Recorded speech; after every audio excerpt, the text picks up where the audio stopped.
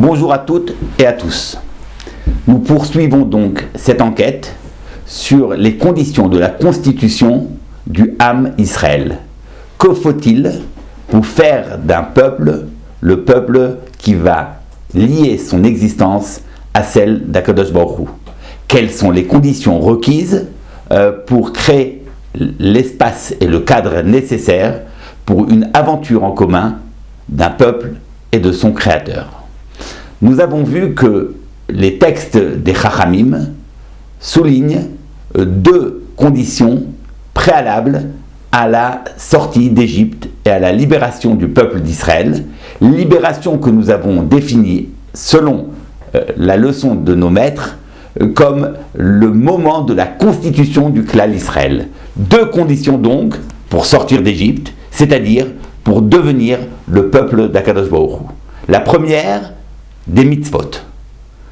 Le clan Israël était dénudé, Arum ve'eria, nu, c'est-à-dire sans aucune mitzvah. Il a fallu lui offrir la possibilité de réaliser deux mitzvot, celle du Korban Pessah et celle de la Mila.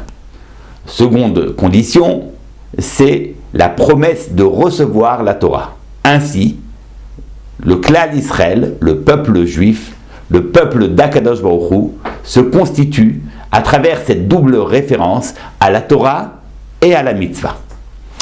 Nous avons ensuite continué le mouvement en rappelant que sortir d'Égypte, constituer le peuple d'Israël, c'est en fait revenir au message premier d'Abraham Avinu. Rappelons que Rambam dit que s'il y avait urgence de faire sortir le peuple juif d'Égypte, c'est qu'on est arrivé à une situation telle que le message d'Abraham était en péril. Ce message, cette émouna d'Abraham, qui habitait le clan Israël pendant des siècles, malgré les vicissitudes de l'histoire et malgré le tourment du shi'aboud, de l'asservissement à Mitzraïm, à l'Égypte. Malgré tout, cette émouna était toujours présente, mais elle faiblissait de plus en plus.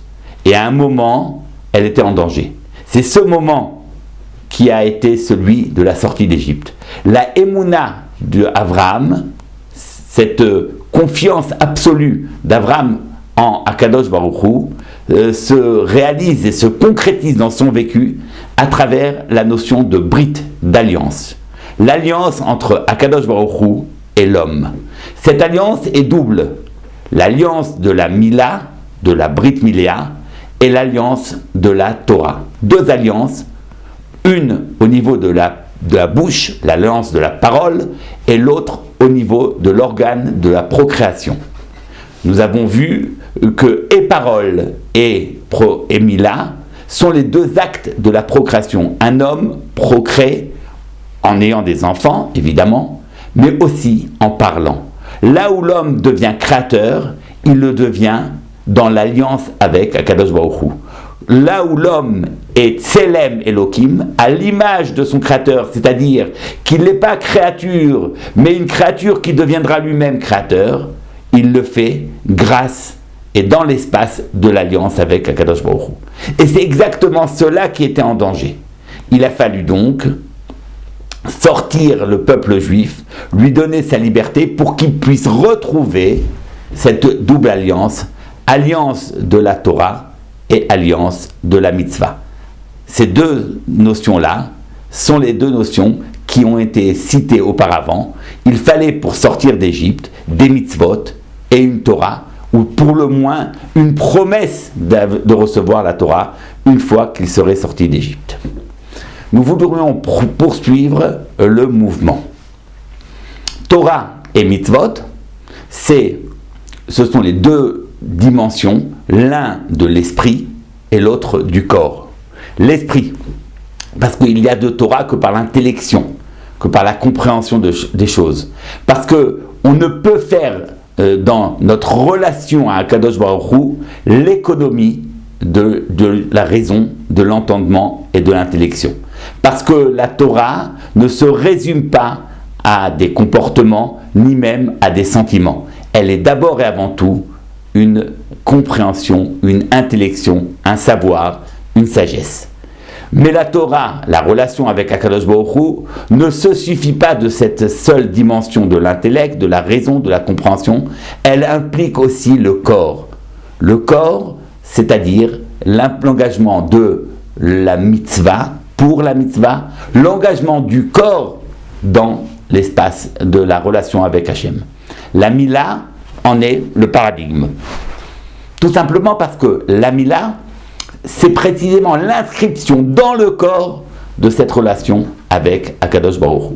Brit Mila, Brit c'est 612, Mila c'est une mitzvah, 612 plus la mitzvah de Mila, nous retrouvons les 613 commandements, les Tariag mitzvot. C'est-à-dire que la Mila, c'est ce qui permet de rendre le corps capable de porter toutes les mitzvot d'Akadosh Baruch Hu. Ainsi donc, il fallait, pour que le Klal Israël puisse entamer une aventure avec Akadosh Baruch Hu, qu'il s'engage par son esprit, mais aussi par son corps, à cette volonté de s'associer à la volonté d'Akadosh Baruch Hu, Torah et mitzvot. Il nous faut souligner, selon un enseignement capital du Gaon, que Torah et mitzvot font référence à deux modalités du rapport entre l'homme et Akadosh Baruch Hu, et plus précisément du rapport entre le Klal Israël, le peuple juif, et Akadosh Baruch Hu. Comment, dans le texte de la Torah, le verset décrit-il cette relation? Par quel terme? Alors évidemment, un terme qui est usité, que l'on retrouve très souvent, c'est le terme de peuple, âme, j'entends bien. Mais plus que cela, il y a deux définitions essentielles à ce propos. La première, que l'on retrouve en de très très nombreuses occurrences, c'est celle du caractère de ben. Banim atem l'Hachem Elokechem. Vous êtes des enfants pour Hachem, votre Dieu. Et c'est d'ailleurs à titre de ben que Akadosh Baruch Hu exige de Paro de libérer le peuple juif. Beni Bechori Israël. Israël, c'est mon fils aîné. Et c'est pour cela et à ce titre-là que Paro se doit de libérer Israël. C'est donc en tant que fils d'Akadosh Baruch Hu que nous devenons le peuple d'Hachem. Mais il y a une autre définition du rapport entre Israël et Hachem, c'est celui du Eved. Eved, que l'on peut traduire par serviteur, ou si on veut lui donner une connotation plus radicale, celui d'esclave. Avadai hem, ce sont mes avadim, mes serviteurs. Asher otseti otam meretz Mitzrayim, qui li bene Israël avadim. Parce que, dit le texte, ce sont mes serviteurs parce que je les ai fait sortir d'Égypte. Comme quelqu'un qui achète un esclave et qui en devient par là même propriétaire, en faisant sortir le peuple juif de Mitzrayim, Akadosh Baruch Hu a acquis une propriété sur Israël, de telle sorte qu'il peut dire, ce sont mes serviteurs, ils m'appartiennent, ce sont mes esclaves. Avadayhem, Asher otseti otam me'eretz Mitzrayim, Kili bene Israël avadim. Dans un texte important du Midrash, on raconte que Moshe Rabbeinu, refusant la supplique de Paro, qui lui demandait de partir, lui et son peuple d'Égypte, en pleine nuit, suite à Makat Bechorot, qui avait tué tous les premiers-nés. Et Paro, alors là, est totalement effondré. Et il demande à Moshe, mais partez tout de suite. Si vous ne restez ne serait-ce qu'un instant encore, quelle catastrophe va s'abattre sur mon peuple? Et Moshe lui dit, non, je refuse. On ne part pas comme des voleurs, nous partirons que demain en pleine journée. Et Paro lui dit, mais que se passera-t-il jusque-là? Moshe lui dit, tu n'as qu'à nous libérer. Tu n'as qu'à prononcer de façon officielle la libération du peuple juif, et on restera en Égypte comme homme libre. Et là, Paro lui dit la chose suivante. Jusqu'à présent, vous étiez mes esclaves. Aujourd'hui, vous êtes libres. Vous êtes les serviteurs, les esclaves d'Hachem. Et donc, vous devez louer Akadosh Baruch Hu. Et c'est ce que nous faisons le soir de Pessah, où nous disons Hallelu Avdei Hashem. Que les serviteurs d'Hachem lui prodiguent des louanges. C'est nous qui sommes serviteurs d'Akadosh Baruch Hu. Ainsi donc, nous sommes en même temps les enfants d'Akadosh Baruch Hu que ses serviteurs. Un texte essentiel du Gaon de Vilna enseigne la chose suivante.